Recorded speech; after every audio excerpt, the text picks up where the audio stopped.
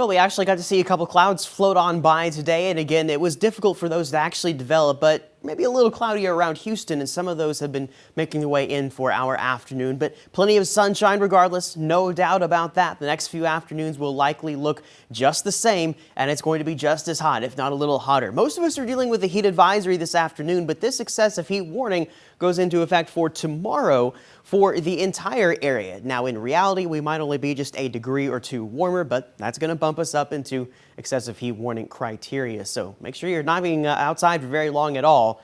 And if you do have to be out there, follow those heat safety precautions that we've been telling you about for a while now. Speaking of the weekend, here we go with 104 for Saturday and Sunday. Partly cloudy, and should be partly cloudy on Monday as well, with temperatures even hotter, up to 105, and your winds will be out of the south for the whole time at about 10, maybe 12 miles per hour here and there. Pretty clear picture on Future Track, and again, we're taking a view of almost the whole state just to find any action, because locally, not much is going on. We'll have a few clouds going into the area for tomorrow afternoon, and similar to today, we might see just a little bit of that bubbly activity, but outside of that, nothing really. Then we get into Sunday, and it's more the same. A couple clouds here and there, some sunshine, though. That's really all we're going to see. Even by Monday, Monday could bring maybe a shower or two to the Dallas-Fort Worth area, and any farther south than that, well, that's a big question mark, and we are almost certainly too far south to see anything there. So nothing for us Monday either, and that might be the closest shot we get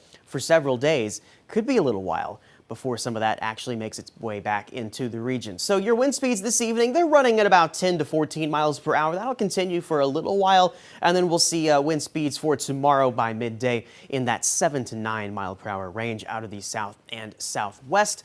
And then we turn our attention to your overnight lows, which look like this: 79 for Hearne and Madisonville, 80 degrees for Bryan College Station, 79 for Centerville. At Rockdale, you're looking at 80 degrees for tonight. Then we get into tomorrow, and like I said, it's going to be 104 for Bryan College Station, which could be one of the warmer spots, but still 102 in Madisonville, 102 or 103 in Anderson, Caldwell at 103 as well, and Cameron, you're looking at 104 degrees. The whole weekend is going to be like that. The whole rest of next week is going to be like that. Monday, it's 105 with morning lows at 80 degrees, and then partly cloudy for all of next week, with every day about 104 to 105. It doesn't get much more redundant than that.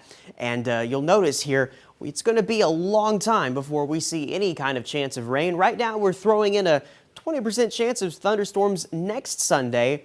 And that might be a little optimistic as well, but we're hoping for something, so we might have to wait until the end of next weekend to see any kind of thunderstorms in the area.